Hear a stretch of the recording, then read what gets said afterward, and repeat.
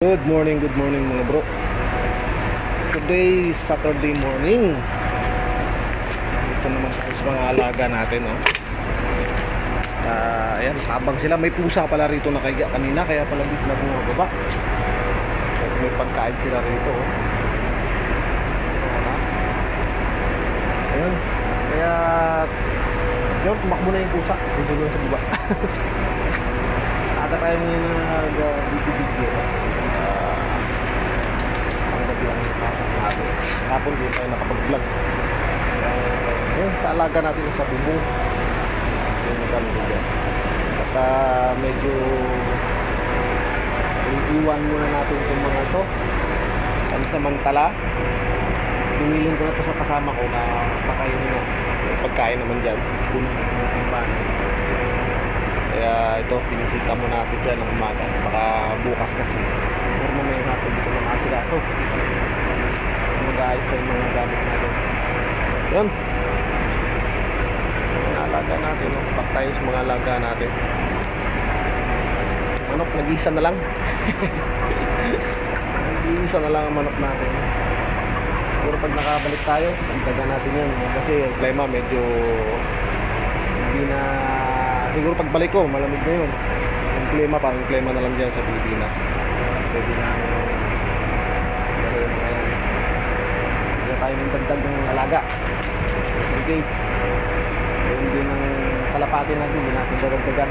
Mga breeder natin, unti-unti na natin itulong para sa breeding season nila. Balik na natin siguro, balik kapat.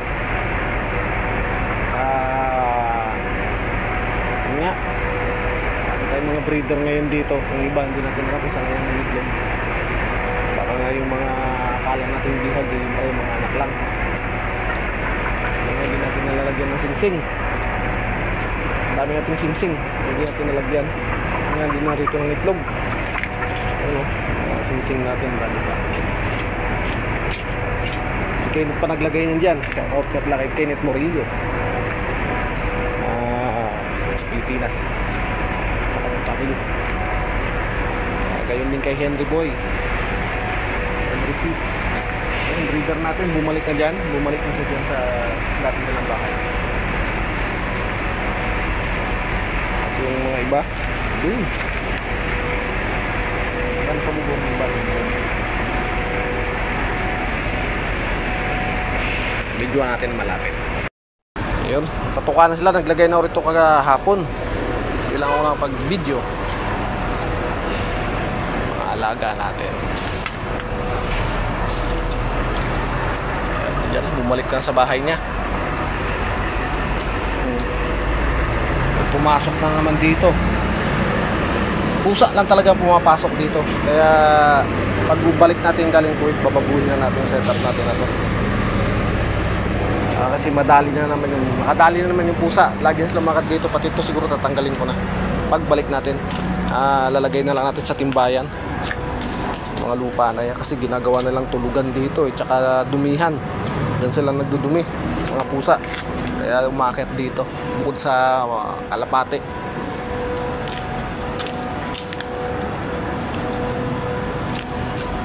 Ngayon sila sa batas, kalapate natin sa bubungan.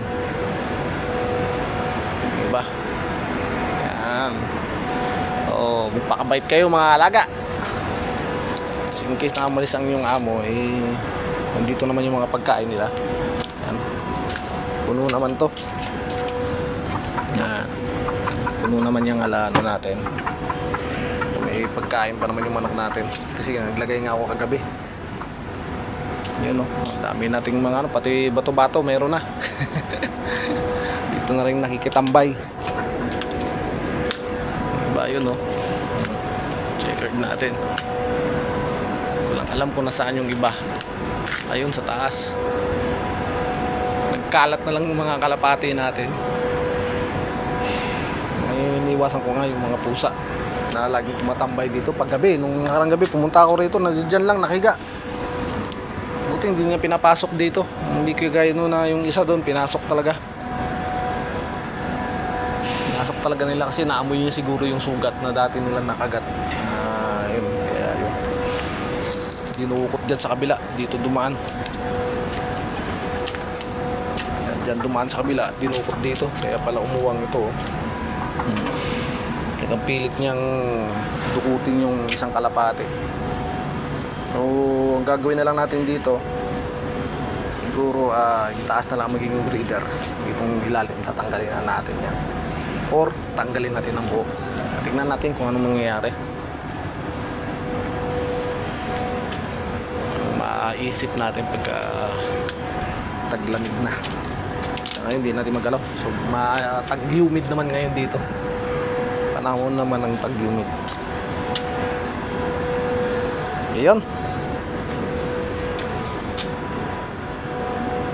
update sa mga alaga natin. Sububungan pa kasi sila, maaga pa kasi, kaya taas pa sila, pagkain naman. Hanggang dito na lang muna ang ating vlog. Sa mga susunod siguro na vlog natin, sa Qatar na tayo, kung just in case na magkasundo kami, in case ma-okayan yung allowance na hinihingi natin. Okay, ingat-ingat na lang lahat, at God bless us all. Bye bye.